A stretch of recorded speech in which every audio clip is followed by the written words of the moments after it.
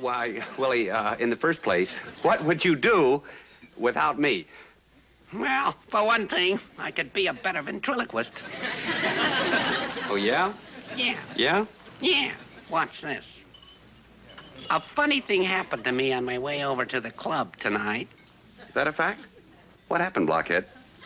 I was out in front of the Ritz Savoy. That's where I live. Out in front of the Ritz Savoy.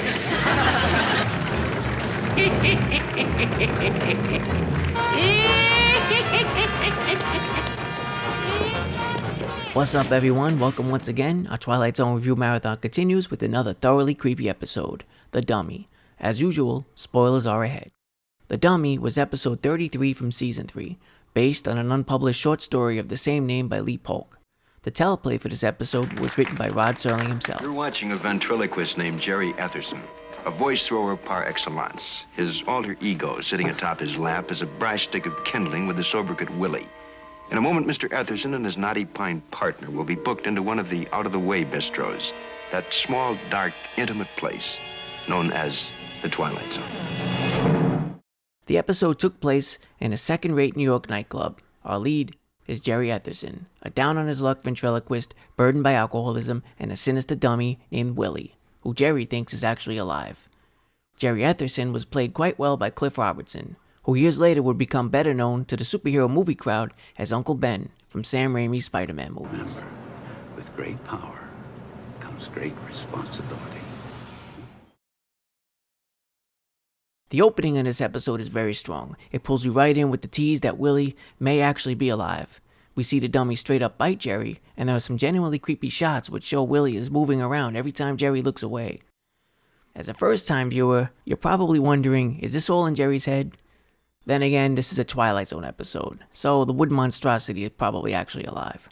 Jerry's alcohol problem is touched on very early as we see him reach for a liquor bottle hidden in a drawer. His agent, Frank, enters and we get a confrontation that lays out everything.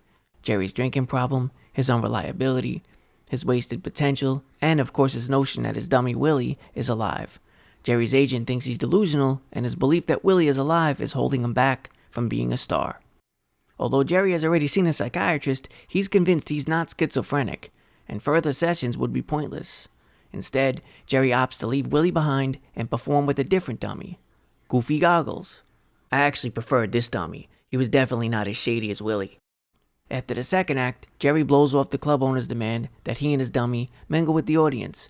By this point, Jerry's agent has had enough of the insanity, and he quits. Jerry tells Frank he's leaving too, for Kansas City, to get away from Willie. With that, Willie's locked up in a box and sealed away, like the Ark of the Covenant. The only problem is Jerry should have thrown away the key. Although Jerry tries to leave Willie behind forever, he doesn't get very far. After leaving the theater, he hears Willie's voice following him wherever he goes. He loses it. He even assaults a woman just to avoid being alone. Clearly, Jerry has gone completely off the rails. He returns to his dark dressing room, opens the trunk, tosses the dummy on the floor and smashes the hell out of it. But when he turns on a light, he realizes that somehow he's destroyed the Goofy Goggles dummy instead of Willie, which makes zero sense. Next, we see Willie alive and well, chilling on a couch like a boss, and mocking Jerry. It's about at this point that Willie tells Jerry that it was he, Jerry, who gave him life. We fast forward a bit to Kansas City and get the nightmarish revelation that Willie is now the ventriloquist and Jerry is the dummy. A truly batshit moment if there ever was one. I love it. Everything in this episode pretty much works. I'd say it's an underrated Twilight Zone.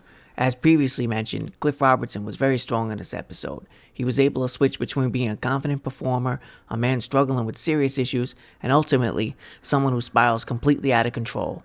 Abner Bieberman did a solid job directing as well. There are a ton of impressive visuals in this episode, and solid cinematography. The tilted camera angles during the conclusion served the purpose of highlighting Jerry's descent into madness.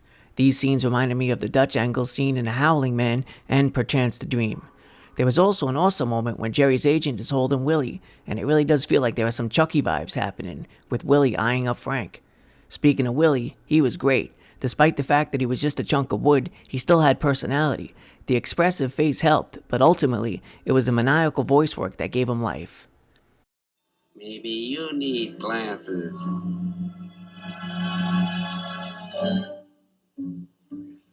Why don't you take the eye test? Now, what am I holding out in front of me? I'll give you a hint. It's between D and F. Don't peek, don't peek. What do you say, partner? What do you say?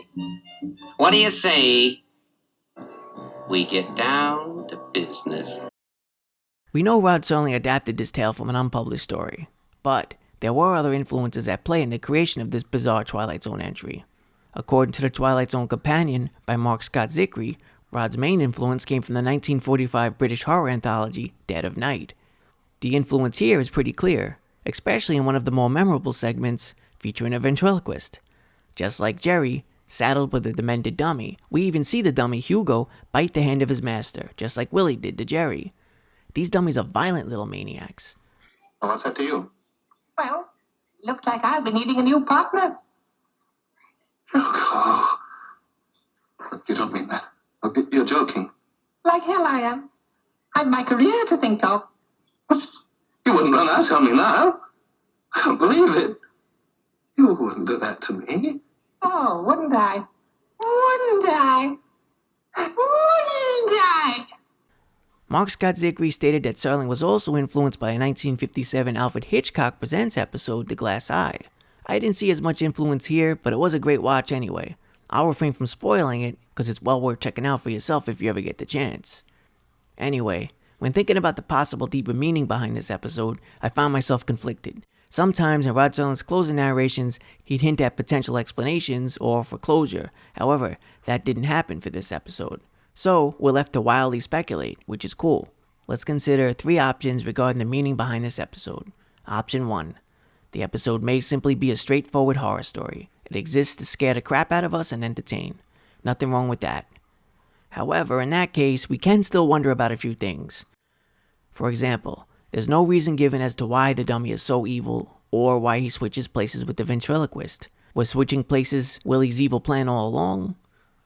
Granted, a dummy terrorizing and eventually replacing his master is a disturbing idea, but if this really was just an episode meant to scare and entertain, then we probably don't need these answers. In fact, not knowing makes it all the more creepy.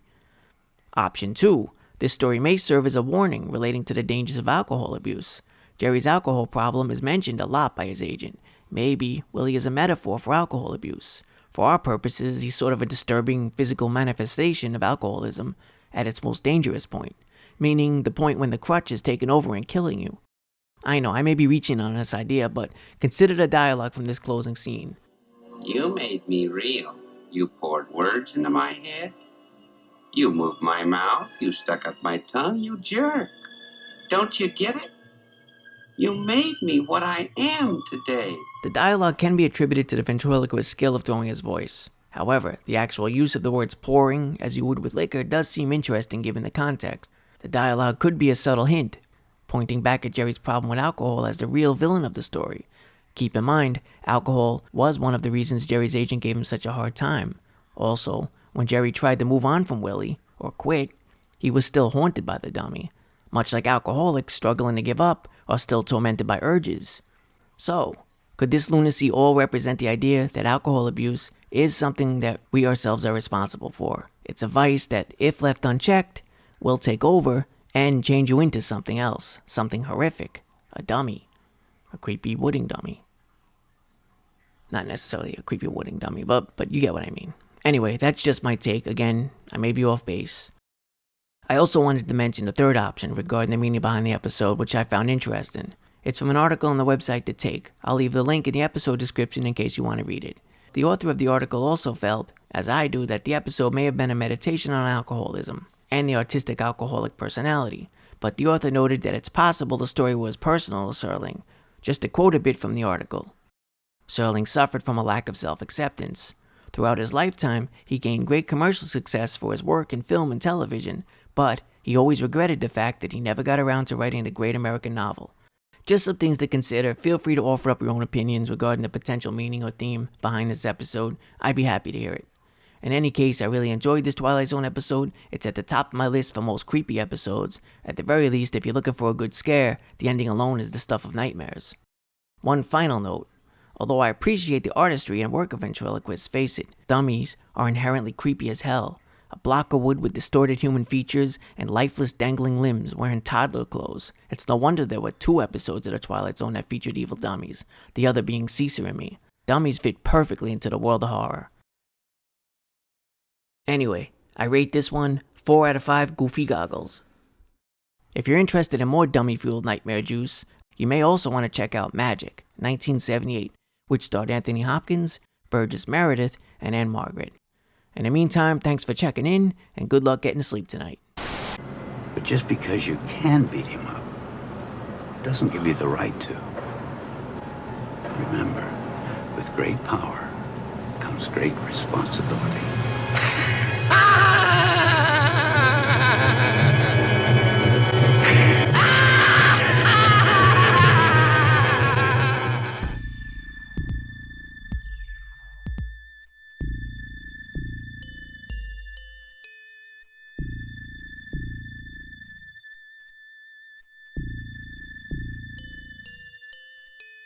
Maybe you need glasses.